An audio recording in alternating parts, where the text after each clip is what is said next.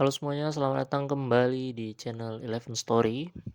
Pada kesempatan kali ini aku akan membahas tentang Haikyuu. Sebenarnya video ini udah pernah dibuat, tapi ya ini part 2-nya mungkin ya. Fakta-fakta menarik Haikyuu yang mungkin kalian belum tahu. Kalau misalnya di part 1 mungkin banyak orang yang tahu, tapi ini aku yakin nggak banyak dari kalian yang mengetahui ini. Langsung saja kita mulai. Terutama buat yang baca manga pasti ya agak-agak tidak tahu ya, dan ini mengandung spoiler. Oke, let's go. Di fakta yang pertama adalah Dateko adalah tim terkuat di Miyagi setelah kelulusan Ushijima dan Oikawa. Kita semua tahu bahwa selama ini ya di Universe IQ pada saat Hinata dan Kageyama masih kelas 1, tim terkuat di Prefektur Miyagi itu antara dua, Aoba Josai atau Shiratorizawa gitu. Tim terkuat lah, empat besar. Satu lagi mungkin ada Wakunan dan ya Karasuno sih sebenarnya empat. Oh enggak. Empat besar itu ada, kalau menurutku ya, menurut data, menurut apa ya, menurut performa pemainnya dan kehebatan tim masing-masing, itu ada Wakunan, terus ada Dateko termasuk kuat banget di Prefektur Miyagi, terus ada Aoba Yosai dan Shiratorizawa. Pada saat itu Karasuno masih dinilai sebagai ya 8 besar, 16 besar gitulah. Masih tim ece-ece lah. Maksudnya gagak yang tidak bisa terbang, dijuluki seperti itu ya. Sampai Kageyama dan Hinata masuk gitu. Nah, kemudian peta kekuatan ini berubah. Terus waktu Piala Musim Semi Haruko, kita semua tahu kalau misalnya Shiratorizawa adalah tim terkuat di Prefektur Miyagi. Sejak Hinata dan Kageyama masuk, kita semua sudah dikasih tahu bahwa yang langganan nasional pergi ke nasional dari Prefektur Miyagi kan cuma satu tim, yaitu Shiratorizawa. Pada saat pensiunnya Ushiwaka dan Oikawa, peta kekuatan dari Prefektur Miyagi itu berubah. Shiratorizawa dan Aoba Josai itu masih kuat, tapi sekarang untuk saat ini di tahun keduanya Hinata sama Kageyama, yang jadi tim terkuat di Prefektur Miyagi itu adalah Karasuno dan Dateko sebagai finalis. Di Inter di Piala Inter mereka itu sama-sama bertarung di final, si Karasuno sama Dateko. Kemudian Dateko berhasil mengalahkan Karasuno di final tersebut dan berhasil melaju ke tingkat nasional. Tapi Dateko setauku itu tidak terlalu jauh, tidak melaju terlalu jauh. Kalau nggak salah kalahnya di round kedua. Tapi tetap dari season 4 kita udah melihat waktu saat latih tanding ini tim tuh bener-bener siap gitu, dimana mereka tuh melakukan regenerasi yang lebih cepat dibandingkan tim-tim lain. Kita melihat Karasuno kelas 3 masih ada, ya kan? Aubameyang masih Rotorizawa apalagi.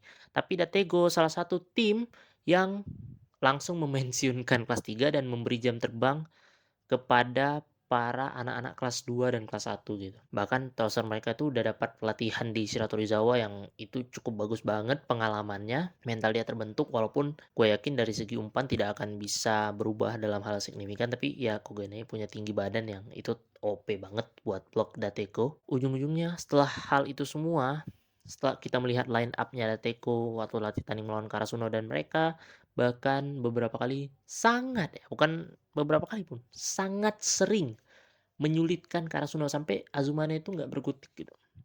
Nah, sementara Karasuno kan kehilangan 3 orang anak kelas 3 yang dimana Saomura dan Azumane ini sebagai starter, jadi kan posisinya tuh pasti diganti lah sama, kalau menurutku ya, entah itu sama Kinoshita sebagai wing spiker pengganti Azumane, yang dimana S-nya pasti berpindah ke Tanaka.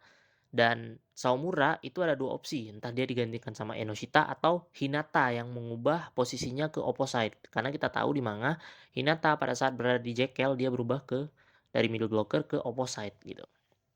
Nah, kita nggak tahu kapan perubahan formasi Hinata ini. Entah itu kelas 3 ataupun kelas 2. Jadi pada dasarnya kekuatan pukul Karasuno ya menurutku ya, pukul yang keras itu berkurang karena tidak adanya Azumane ya, terutama. Sementara blok Dateko itu sudah berlatih dan sangat solid dari jauh-jauh hari gitu. Dan dimana pada saat tim-tim lain tuh masih menggunakan anak kelas 3, mereka sudah memensiunkan kelas 3 mereka. Ya kelas 3-nya sudah pensiun sendiri sih. Dimana mental para anak-anak kelas 2 dan kelas 1 ini udah siap, karena mereka udah jam terbangnya udah lebih tinggi lah daripada anak-anak kelas 1 dari Karasuno ataupun Aobajose ataupun Shiratorizawa gitu. Yang meneruskan ya pasti akan terjadi perombakan-perombakan ya dari setiap tim di tahun keduanya Hinata dan Kageyama ini pasti. Dan Dateko menurut gua sangat layak untuk menguasai Miyagi pada saat itu, tapi itu kan di Interhike. Sementara di Haikyuu kan di Jepang sana, di Universe Haikyuu ada 2 turnamen, Interhike sama Haruko, bukan Winterfall ya, Winterfall itu di Kuroko. Interhike sama Haruko. Nah, di Interhike Dateko menang, sementara mengalahkan Karasuno di final. Terus di Haruko, Karasuno menang, Karasuno yang menang. Jadi mungkin Karasuno belajar, entah di Haruko ini posisi Hinata diganti ya kan, atau entah gimana. Di fakta yang kedua, Fukurodani menjadi finalis di turnamen nasional yang diselenggarakan pada di anime. Kalian tahu kan? Buat kalian yang belum baca manganya, kalian pasti nggak tahu kalau misalnya Fukurodani itu berhasil melaju sampai final dan mereka kalah sama tim Antah Berantah. Sebenarnya nggak Antah Berantah sih, mereka tuh tim yang kuat. Dan nama timnya adalah Ichibayashi. Ichibayashi ini satu grup, itu bukan satu grup sih, gimana ya? Satu blok. Jadi kalau misalnya Karasuno menang lawan Kamomedai, lawan mereka selanjutnya adalah Ichibayashi gitu. Jadi satu blok, satu blok. Ada bloknya, kita bilang ada bloknya A, ya kan? Ada blok A yang dimana itu rata-rata anak Tokyo ada di blok A, ya Nekoma ada di blok B lah. Ya kita sebut aja ada blok A, ada blok B. Di blok A itu isinya di quarter final ada Inubushi, Itachiyama, Muji Nazaka sama Fukurodani. Itu 4 tim ya. Kita udah tahu mereka udah berlaga. Kalau di blok B itu isinya ada Kamomedai, Karasuno, Ichibayashi sama Shiritsu apa gitu, akademi apalah pokoknya si lawannya Ichibayashi. Kamomedai jumpa sama Karasuno. Kemudian Kamomedai kalah. Ya kan? Karasuno kalah, Kamomedai melaju ke semifinal. Di mana semifinal ini partainya udah 5 ronde ya. Macam Karasuno lawan Shiratorizawa itu udah 5 ronde. Kamomedai melaju ke semifinal, Ichibayashi juga melaju ke semifinal. Nah, Kamomedai kalah sama Ichibayashi sehingga Ichibayashi ini melaju ke final. Sementara kita lihat di blok A yang dimana ada Fukurodani, Muji Nazaka, Itachiyama, Inubushi. Di sana Itachiyama kalah sama tim Anta Berantah juga. Kita nggak tahu nih. Karena informasi yang diketahui tentang Inubushi adalah middle blocker mereka yang kelas 1 itu namanya si Ryosekai namanya. Dan pada saat dewasa dia satu tim sama setternya Itachiyama yaitu Izuna, kapten. Itachiyama kalah karena setter mereka tuh cedera si Izuna ini, kaptennya. Nah, menurut gua skenario yang terjadi adalah Itachiyama mengganti setternya dengan setter yang ada ya, entah itu kelas 1 atau kelas 2 gua nggak tahu, tapi kan pressure-nya tuh di quarter final tinggi banget, sementara Inubushi tuh punya middle blocker kelas 1 yang berbakat yaitu si Ryosekai. Sudah pasti dong, sudah pasti berbakat anak ini karena mungkin skenarionya adalah setter dari Itachiyama, setter cadangannya itu berhasil di pressure lah ya, diberi tekanan ya sama middle blockernya Inubushi sehingga Inubushi berhasil melaju. Karena sehebat-hebatnya Spiker tetap aja kalau misalnya bloknya solid nggak akan tembus cuy. Ya sehebat-hebatnya Sakusa, sehebat-hebatnya Komori tetap kalah gitu, istilahnya gitu. Jadi Inubushi melaju ke semifinal mengalahkan Itachiyama. Dan kita juga bagi yang baca manga udah tahu Bokuto melawan Muji Nazaka. Muji Nazaka adalah timnya Ace peringkat 3. Menurut orang-orang peringkat 3, padahal bahwa Haruichi Furudate sebenarnya mengklaim 3S ini sebagai 3 besar. Jadi tidak ada yang peringkat 1, peringkat 2, peringkat 3. Mereka adalah 3 terkuat, tapi tidak ada urutan pastinya gitu. Siapa yang juara 1, siapa yang juara 2, siapa yang juara 3. Si Kiryu seperti yang kita tahu kan. Di 3 besar ada Ushijima, Sakusa, sama Kiryu. Muji Nazaka adalah timnya Kiryu. Fukurodani yang dipimpin oleh Bokuto berhasil mengalahkan Muji Nazaka dengan cara yang sangat dramatis ya. Itu pertarungan antara 2 setter 5 besar, asik. Dan di manga itu pertarungannya seru banget. Dan sedikit info, spesialis Kiryu ini adalah dia bisa memukul bola dengan keras, walaupun bola itu tuh nggak bagus-bagus banget di toss gitu. Jadi Fukurodani melaju, Inubushi melaju. Fukurodani berhasil mengalahkan Inubushi di semifinal. Ini 5 ronde juga semifinal. Kemudian Fukurodani melaju ke final. Seperti yang kita tahu tadi, finalisnya adalah Ichibayashi dengan Fukurodani. Di sini pertandingannya seru, berjalan 5 set. Walaupun tidak dinampakkan, tapi sepertinya ya, sudah pasti seru dong final. Berjalan 5 set dengan skor 2 sama ya kan di 4 set, di set keempat. Kemudian ditentukan di set terakhir yaitu set kelima dengan poin cukup 15 saja. Dan hasil akhir menunjukkan di sini Fukurodani kalah 15-13 sama Ichibayashi. Jadi Ichibayashi adalah juara turnamen nasional musim semi pada saat yang di anime ya, turnamen yang berlangsung sekarang ini yang di anime. Oke, jadi seperti itu guys. Dan belum lama ini aku udah buat, bukan belum lama ya.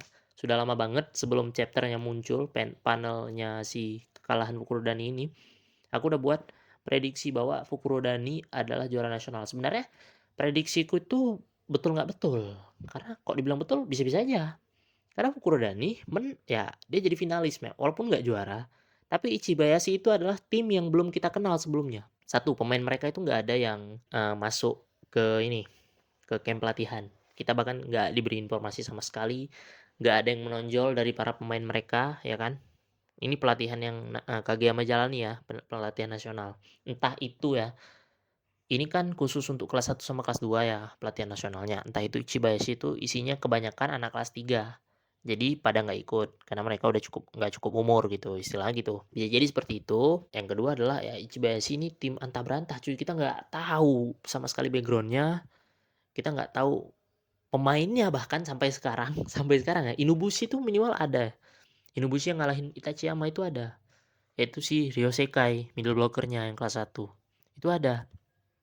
Sementara Ichibayashi, satu pun pemainnya nggak ada yang dikasih tahu, bahkan mukanya aja nggak ada, nggak diliatin, cuman diliatin pas mereka peluk gitu. Itu pun kayak siluet aja. Seperti itu ya. Kurodani adalah finalis, fakta yang mungkin kalian belum tahu, tapi mungkin kalian sudah tahu. Oke, di fakta selanjutnya adalah posisi asli dari Yamaguchi buat kalian yang belum tahu adalah middle blocker.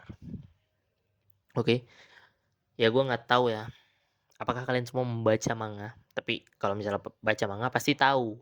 Dan mungkin beberapa kalau ada yang baca manga mungkin lupa atau nggak terlihat lah karena ini lumayan samar ya. Karena sebuah dialog tidak penting gitu.